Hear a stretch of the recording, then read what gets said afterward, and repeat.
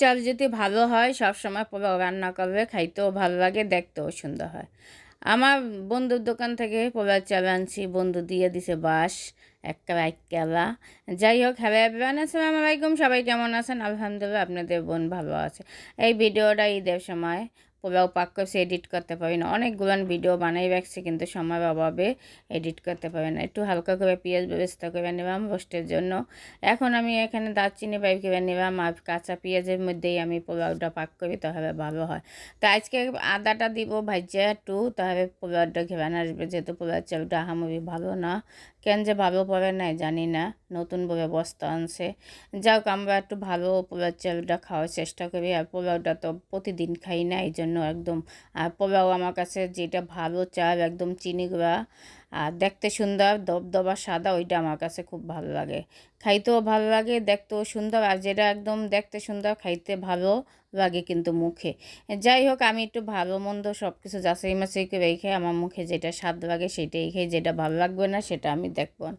যাই হোক, এখানে 1.5 কেজি পোলার চাল দিয়ে রান্না করলাম। আর এখানে আদাটাও একদম ভাইজা নিলাম, আদা মাঝে মাঝে ভাইজা দেবো, স্বাদ লাগে পানির মধ্যে দিয়ে দেবো, আপনি যে যে যেরকম রান্না করতে পারবেন। আর আদাটা আমি একটু বেশি পরিমাণে দিতে থাকি, হ্যাঁ ভালো লাগে পোলাওটা। অনেক মানুষের বসন দেয়, আমি বসন দিই না, শুধু আদা বাটাই দিই। এখানে ফুটানো গরম পানি দিলাম, হালকা ভাজি, আমি বেশি কিন্তু পোলাওর চালটা ভাজি নেই, পানি পরিমাণ দিয়েই দিছি দেখছেন। কিন্তু লাস্টে যে কত পানি আর রাখছে, চালটা এত মোটা ছিল, আমার পোলাওটা পরে আমি পোলাও ভাতেই খাইতে পারি না।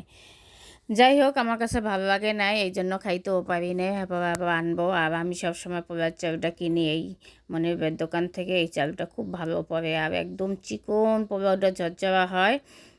মুজাম্মেল চাল কেনার চেষ্টা করি, ওইটাই সবচেয়ে ভালো হয়। সবাই কিন্তু মুজাম্মেল চালটা কিনবেন। যাক, এখন পোলাওটা এই যে আদা তো দিয়েই দিলাম, লবণ দিয়ে দেবো, একটু চিনি পরিমাণটা দিয়ে দিতে আসি আমার স্বাদ মতন। আর আমি একটু পোলাওতে চিনি দেই, তাই খাইতে ভালো লাগে, আপনারাও একটু দিয়ে দেখবেন।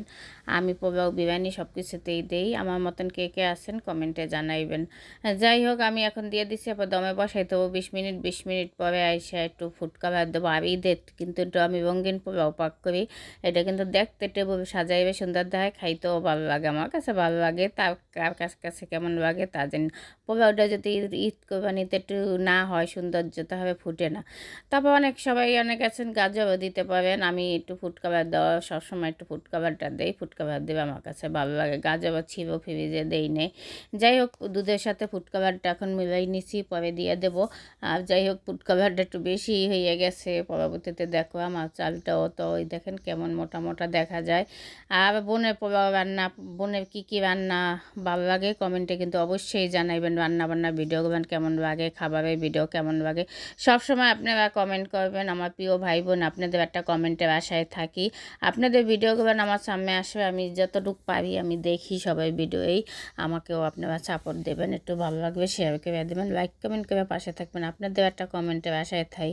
আর যাই হোক, বোনের রান্না বান্না কেমন সেটা কিন্তু অবশ্যই মন্তব্য করবেন, সবসময় জানাবেন। আর আমি ভবিষ্যতের মেয়ে, ভবিষ্যতে বেস্টভাবে রান্না করি, আপনাদের কাছে কেমন লাগে সেটাও বলবেন। আর আমার ভিডিওটা কেডা কোথা থেকে দেখতে আসেন সবাই কিন্তু অবশ্যই কমেন্টে জানাবেন। আর ইউটিউবে ভাই বোনরা যারা আছে আমার ভিডিওটা দেখে সাবস্ক্রাইব করবেন। আপনাদের বলি না দেখে একটু সাবস্ক্রাইবও করেন না, কমেন্টও করেন না। ইউটিউবে ভিডিওগুলো কি আমার চোখে পড়ে না মানুষের কাছে? যাই হোক, এই যে ফুড কালারটা দিয়ে দিতে আসি দেখেন। আর এটা দিতে আমার কাছে তো খুব ভালো লাগে, কার কাছে ভালো লাগে তা জানি না। আমি খুব পছন্দ করি পোলাওটা, রঙিন পোলাওটা খুবই ভালো লাগে আমার কাছে। বিরিয়ানি হোক যাই হোক, আমি ফুড কালার খুব পছন্দ। আর কাঁচামরিচটাও দিয়ে দিতে আসি। আর কিশমিশ দিতে মনে ছিল না রান্নার পরে। সবাই ভালো থাকবেন, সুস্থ থাকবেন, আল্লাহ হাফেজ।